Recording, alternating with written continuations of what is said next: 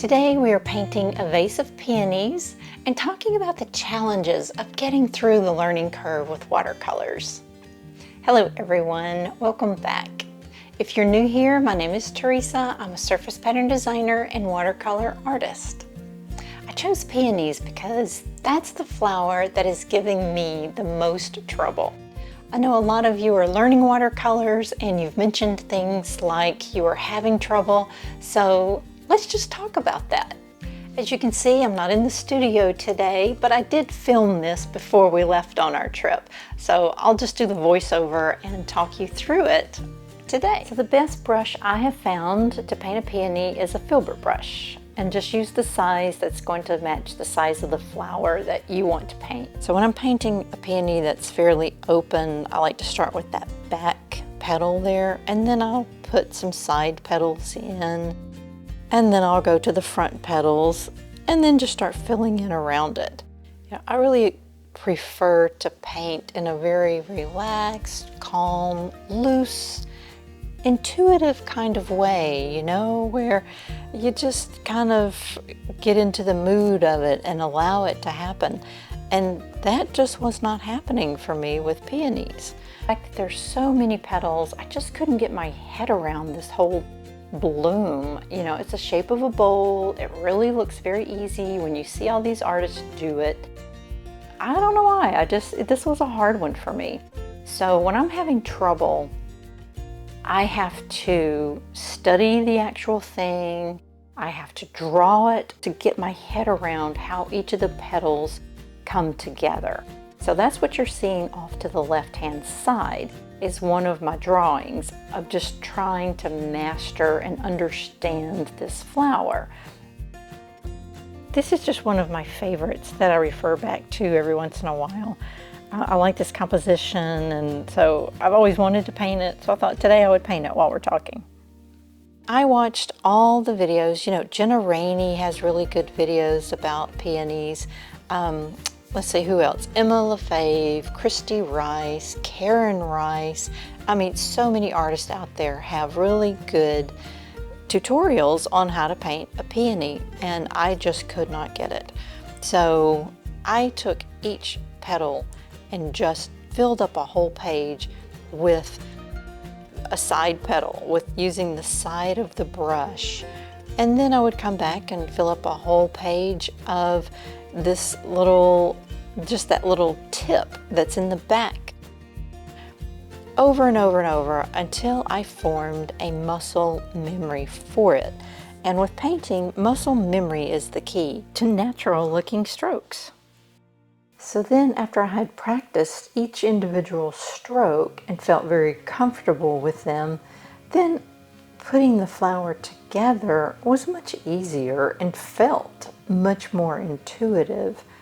Now I really love my peonies now, but there's still a little difference between the peonies that I'm painting and the peonies that I have in my head. And so that space between how you want your art to look and how it's actually looking, that's called the gap. And a bunch of different artists have talked about the gap. The first time I heard it, I heard Ira Glass talking in an interview. Daniel Sachs made a video out of the vocal part of Ira Glass's interview where he's talking about this gap. That's the first time I'd ever heard words put to that. Although I'd experienced the gap, I didn't understand that that's actually a thing. You know, it's very much a thing. And that made me feel better about my learning curve. You know, it's not that I just wasn't able to do a peony. I was just in this gap. So when we're in the gap, that's when we're still learning how to produce the kind of art we want to produce. And this is where I can be pretty harsh in my judgment of my artwork because it's not matching the image that's in my head. But you know, that doesn't mean that it's not good art. No one else sees that image but me in my head. And I've really learned to appreciate where I am in my process. These peonies, for instance, you know, they don't match what's in my head, but they're still really pretty. I've been in the Gap before, and I've just shoved the artwork in a drawer thinking, oh, it's really terrible and I don't want anyone to see it. And truly there are still some that are still that way. I mean, when you're learning, you do have some really rough beginnings, or at least I did anyway. So when I look at that artwork now, I keep coming across pieces that are really quite beautiful in their own right. And I think I posted one the other day where I can't even find what was I so unhappy about with this flower. Now I love it. It's beautiful, but I painted it a long time ago and I didn't like it and I didn't want anyone to see it. You know, so I think when we get in that gap, we can have blinders on and not truly appreciate the artwork that we are currently producing. And you know, honestly, I think this is how I really started my whole approach about I am going to paint in a relaxed way. It's because I got in the Gap and really started analyzing every little thing I was doing and how it was wrong. And I just had to take a step back and say, you know what, I am missing the point here.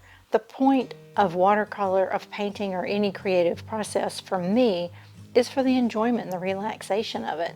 And when I allow myself to relax, I do really enjoy it.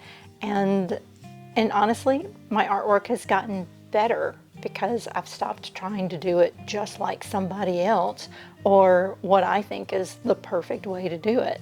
So now I just paint and enjoy it and have a good time. And you know, this peony has been the one thing that kind of sucked me back into the Gap area and getting a little uptight about it. And then I just had to get a grip on myself and say, you know what, it's a flower, just enjoy it, just paint it the way you see it. And you know, I got the basic strokes down and voila, now I love my peonies, you know. So it's kind of a vicious circle, that Gap. Just to fill in this bouquet, I'm adding some little buff flowers out here to give a little extra texture.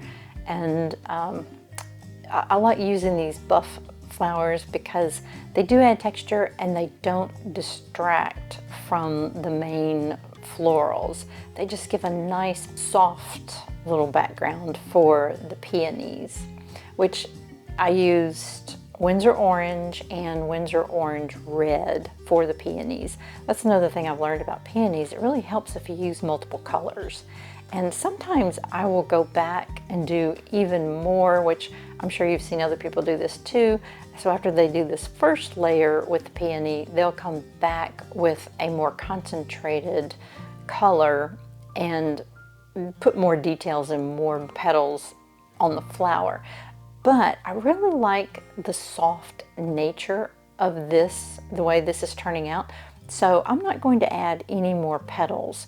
I'll do the stamens in a minute, but I'm not going to add in any more details to these blooms just because that's my mood today. I just think that that's sufficient and I liked the softness of this. And now I'm taking my flat brush. If you've seen my other videos, you've seen me do vases with this flat brush and this blue mixture. This is cerulean blue and a little sap green in it. You know, usually I do a vase where you really only see one side of the vase. And it's really more about you're seeing the water in the vase. But today I wanted to do a whole solid opaque vase. If you are feeling dissatisfied with your art, I hope something I said today makes you feel better about your artwork and your whole learning process. There's not much left to my painting here, so I'll just let you listen to some music while I finish it out.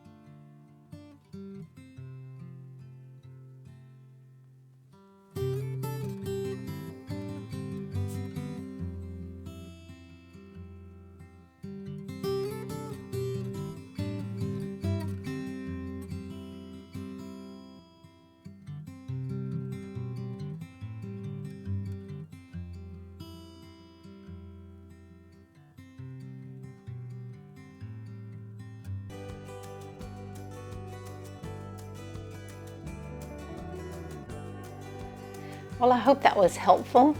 Please let me know if you enjoyed this one by giving me a thumbs up.